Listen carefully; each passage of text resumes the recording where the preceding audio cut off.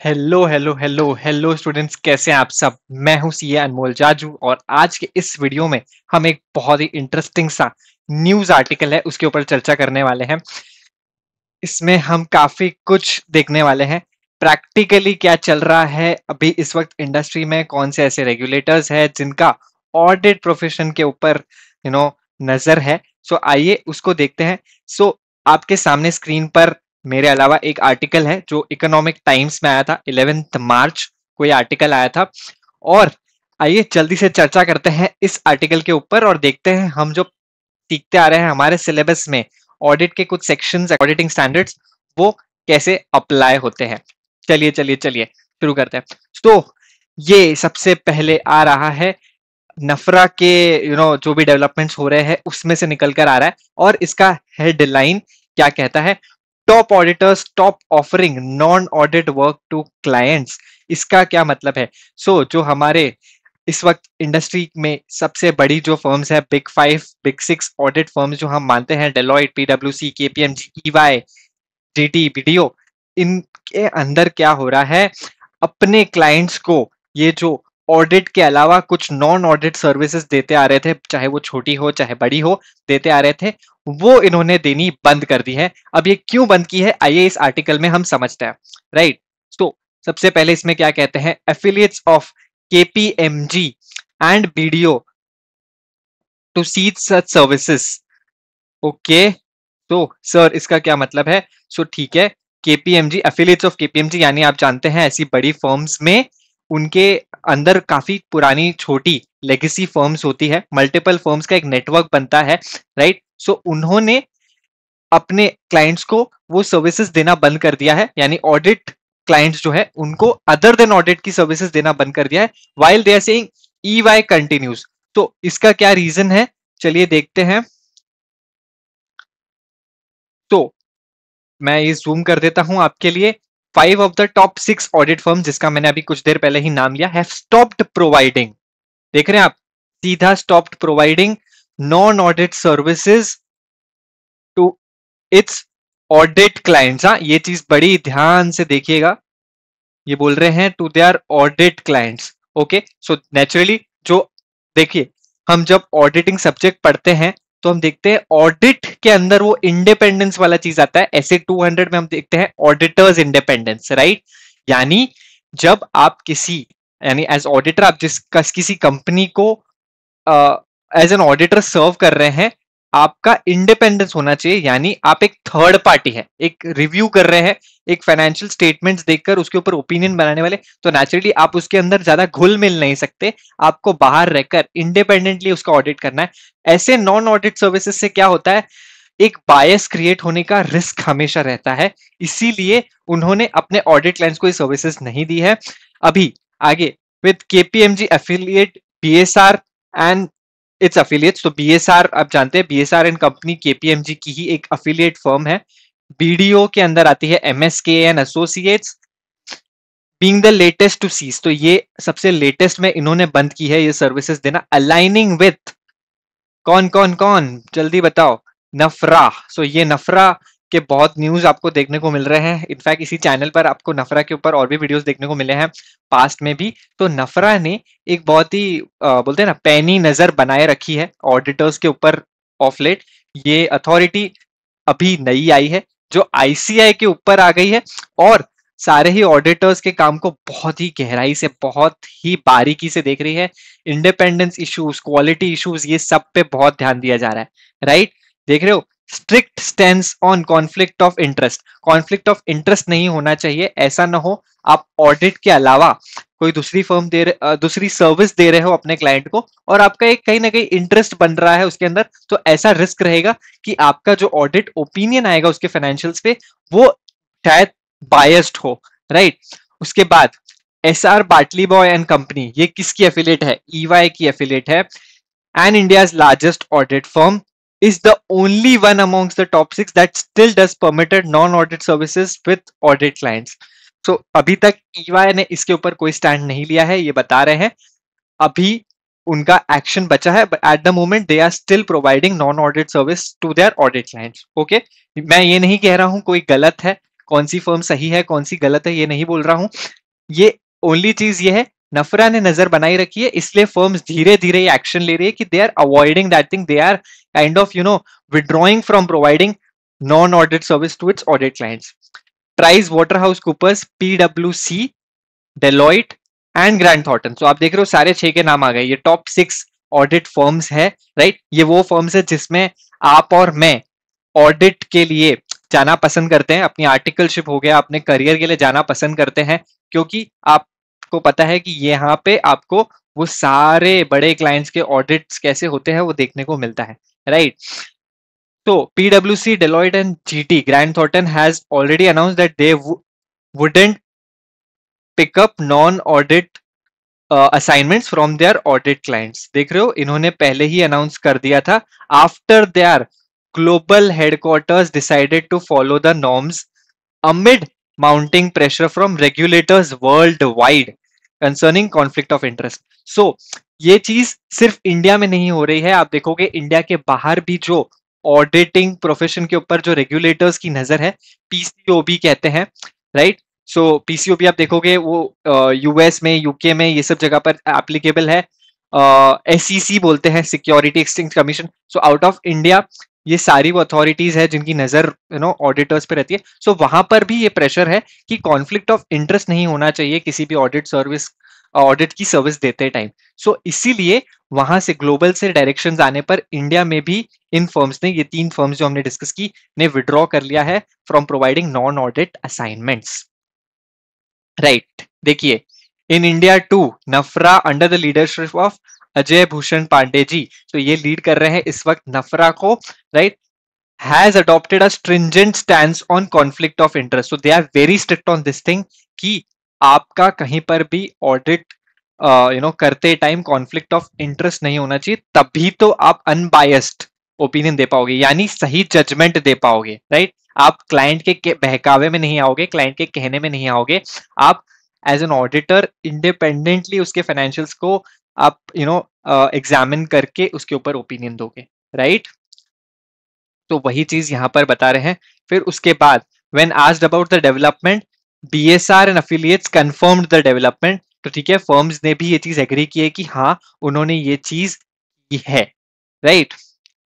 उसके बाद BSR and affiliates and KPMG India entities have made a voluntary decision to not provide any non-assurance services to the audit clients of BSR।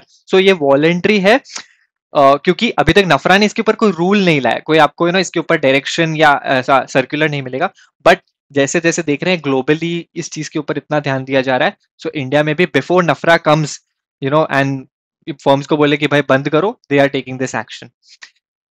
So we have taken this step to in response to नफरा observations। So नफरा ने आप देखोगे नवंबर में observations, एक list of observations निकाला था जहां पर ऑडिट लैप्सेस, ये सारे ही फर्म्स के ऑडिट लैप्सेस क्या थे, उनके एग्जांपल्स बताए थे, राइट। सो ये बता रहे हैं कि conflict of interest was the theme of that thing, उनका कहीं ना कहीं उस पर बहुत ही डिटेल पॉइंट था, तो उसी के ऊपर ये सब अब रिस्पॉन्ड करना चालू कर चुके हैं।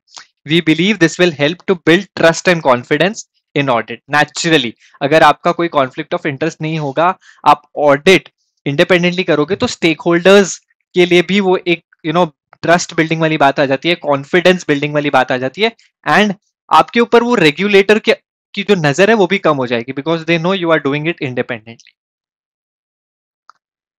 N MSK and associate spokesperson, तो ये हमने बात की थी, BDO की बात हो रही है। That the firm has taken the stance of not offering, ठीक है, वो सभी कर रहे हैं। यहां पर स्टूडेंट्स आपके लिए बहुत ही इंपॉर्टेंट चीज, सेक्शन 144, इसको मार्क कर लो, ये आपके सिलेबस का पार्ट है। 144 अपने ऑडिट प्रोफेशन में काफी इंपॉर्टेंट सेक्शन है, जहां पर वो बताता है कि ऑडिटर को कौन सी सर्विसेज है जो अपने क्लाइंट्स को नहीं देनी है। सो यहाँ पर एग्जाम्पल है, मैं लेकिन ये भी बोलूंगा आप इस सेक्शन पर भी जाकर देख सकते हैं वो कौन से लिस्ट ऑफ सर्विसेज है which is not to be provided to your audit clients, right. ठीक है, तो यहाँ पर है internal audit, investment banking, advisory, actual services and management services, okay, but services outside of the list are permitted. ठीक है, तो 144 में एक कंक्लूसिव लिस्ट ऑफ सर्विसेज दी है, लेकिन इसके बाद अगर इसके अंदर कोई लिस्ट में है ना सर्विस नहीं इंक्लूड हुई है तो वो प्रोवाइड करते आ रहे थे, क्योंकि उसके ऊपर कोई भी एज सच रिस्ट्रिक्शन नहीं था. So SR Bartleby and Company has maintained a stand that it would continue providing. ठीक है, सो वो बोल रहा है कि जो भी सर्विसेज इनके अंदर रिस्ट्रिक्ट नहीं की गई है, इनके बाहर आती है, वो अलाउड है और वो हम प्रोवाइड करेंगे. सो एट द मोमेंट किसी भी सेक्शन को, किसी भी लॉ को वो लोग कॉन्ट्रावीन नहीं कर रहे हैं, लॉ के दायरे में रहकर कर रहे हैं. ओनली थिंग इज बाकी फर्म्स ने थोड़ा एक्स्ट्रा एक सेफ स्टेप लिया है. SR Bartleby has taken a stand that they would continue providing that. But sources said SR Bartleby is also examining internally what part to take in future. तो मैंने आपसे शुरू में कहा था अभी भी इसके ऊपर चर्चा चालू है, बिकॉज ये डेवलपमेंट्स अभी धीरे धीरे आ रहे हैं. आप आने वाले टाइम में नफरा के ऊपर बहुत सी चीजें देखोगे, राइट. ऑडिटिंग प्रोफेशन में अभी बहुत रेगुलेटर्स आएंगे, आई मीन रेगुलेशंस आएंगे, और इसकी ऑडिटिंग की क्वालिटी शायद साल बाय साल और इंप्रूव होगी. इस प्रोफेशन की सिग्निफिकेंस और बढ़ने वाली है. एंड लोगों का ये कहना है कि ऑडिटिंग बहुत ही बोरिंग प्रोफेशन है, या ऑडिटिंग प्रोफेशन एआई की वजह से खत्म हो जाएगा. तो ऐसा बिल्कुल नहीं है. आपका जजमेंट एज एन ऑडिटर, आपका जो दिमाग है, आपका प्रोफेशनल स्केप्टिसिज्म है, वो हमेशा जरूरत पड़ने ही वाला है.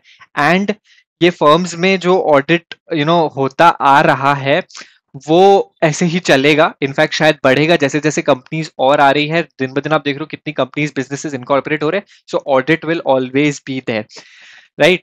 और इन केस आप ऑडिट एज अ प्रोफेशन को क्लोजली देखना चाहते हैं, आप एक्चुअली वो ऑडिटर सीट पे, आई मीन वो पायलट सीट पर बैठकर उस पूरे सिमुलेशन प्रोसेस को समझना चाहते हैं, ऑडिट को क्लोजली देखना चाहते हैं, तो आप स्किल 91 पर जाकर ऑडिट मास्टर क्लास को जरूर सब्सक्राइब कर सकते हैं, परचेस कर सकते हैं. उसमें मैंने एक क्लाइंट क्रिएट करके, हमने उसके क्लाइंट ऑनबोर्डिंग से लेकर रिपोर्टिंग एंड कंक्लूडिंग तक सारे ही प्रोसीजर्स समझे. बीच में चाहे सब्सटैंटिव हो, एनालिटिकल प्रोसीजर्स हो, कंट्रोल टेस्टिंग हो, उन सभी प्रोसीजर्स को हमने किया है लाइव. सो आपको वो चीज ऑडिट को एक्सपीरियंस करने मिलेगा. अगर आप ऑडिट में आर्टिकलशिप करना चाह रहे हैं या ऑडिट में अपना करियर बनाना चाह रहे हैं, definitely that is the go to thing for you. And in case आप अभी भी अपनी करियर चॉइस कर रहे हैं, आप समझना चाहते हैं कि फील्ड कैसी होती है, तो भी आप उस मास्टर क्लास को ले सकते हैं. बहुत ही रीजनेबल कॉस्ट पे अवेलेबल है. So do check out on skill 91, right. चलिए इस आर्टिकल में आगे बढ़ते हैं. सो EY said it has been in compliance, जो हमने बात की. Given the regulator's suggestion, it is in internal discussion. ठीक है. Except for KPMG, the non-audit work provided to audit clients contributed less than 1% to the revenue of these firms earlier. तो बहुत ही छोटा एक proportion था जो services दे रहे थे, छोटी छोटी services दे रहे थे, less than 1% of the revenue of these firms. ठीक है. But even the firms that have announced they won't do audit services are finding ways to bypass the restrictions.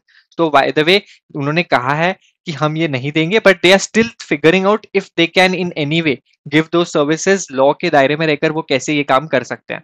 Some are slightly incorporating services like tax into audit service. तो ये तरीके हैं कैसे आप non audit service देंगे.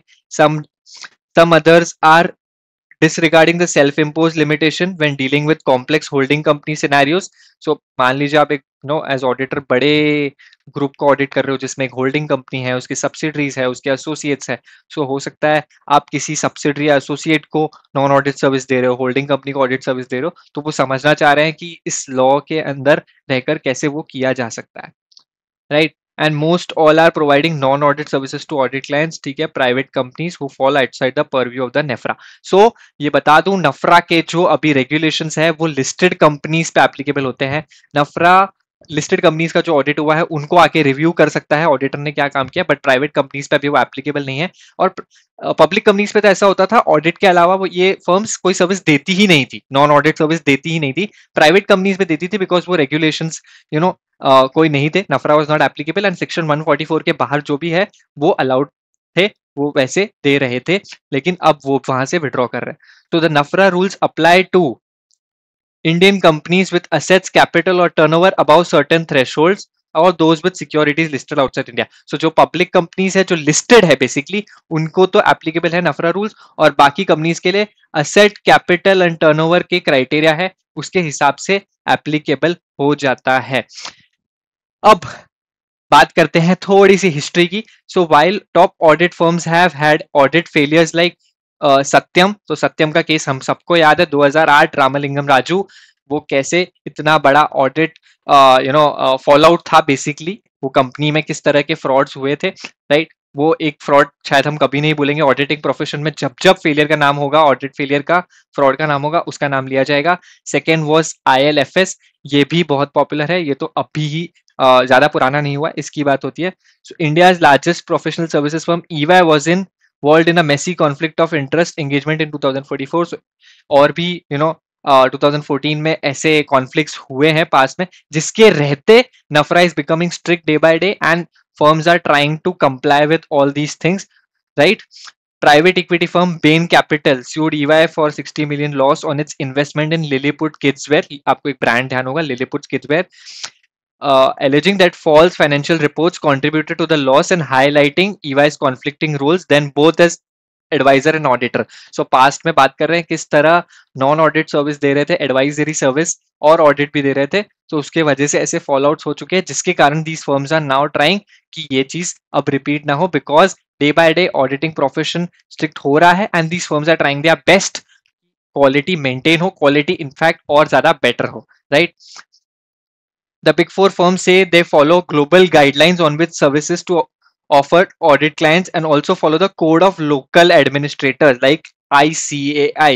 So ये आ गया हमारा भगवान ICAI, इसके भी रूल्स फॉलो करते हैं एंड ग्लोबल जो रेगुलेशंस चल रहे हैं उनकी जो फर्म्स की जो काउंटर पार्ट्स है दूसरी कंट्रीज में, वो जो बता रही हैं वो गाइडलाइंस भी इन लोग फॉलो कर रहे हैं। अब इन December 22 NFRA issued an audit quality inspection report, जो मैंने बात की थी December 22 में आया था, राइट। मैंने नवंबर कहा था, तो ये दिसंबर में आया था। inspection report that pointed out deficiencies and areas of weakness within the audit affiliates of Big Four firms। So ये पहली बार हुआ था, फर्स्ट ऑफ इट्स काइंड है, जहां पर इन फर्म्स के काम के ऊपर कमेंट किया गया था कि किस तरह कहाँ कहाँ डेफिशिएंसीज है या वीकनेसेस है जिनके ऊपर ऑडिटर्स को फ्यूचर में काम करने की जरूरत है, राइट। तो लैक ऑफ ट्रांसपेरेंसी की बात हुई थी, network entities providing non audit service, तो ये भी एक बहुत ही क्रूशियल पॉइंट था उस ऑब्जर्वेशन में, जिसके कारण अभी इस चीज के ऊपर इतनी चर्चा आप और मैं कर रहे हैं, right. So EY, SR Bartleby and Company pointed out violations of independence policies again SA 200। So SA 200 section 144 ये दोनों ही बहुत ही क्लोजली आपको देखने पड़ेंगे कि किस तरह से ऑडिटर्स को इन चीजों का ध्यान रखना है while providing audit services and restricting from providing non audit services, right. So ये हमने कर ली इस पूरे न्यूज आर्टिकल की चर्चा, राइट। आप इस आर्टिकल को चेक कर सकते हो 11 मार्च 2024 के इकोनॉमिक टाइम्स में, right. Hope this was insightful for you, आपको समझ में आया कि ऑडिटिंग एज अ प्रोफेशन क्या है, इसमें क्या चल रहा है, इस वक्त क्या डेवलपमेंट हो रहा है, और आप इस प्रोफेशन को क्लोजली और देखना चाहते हो तो डेफिनेटली स्केल 91 पर आप चेक कर सकते हैं ऑडिट के मास्टर क्लास को। थैंक यू गाइस, सीखते रहें क्योंकि सीखना शुरू तो जीतना शुरू। Thank you.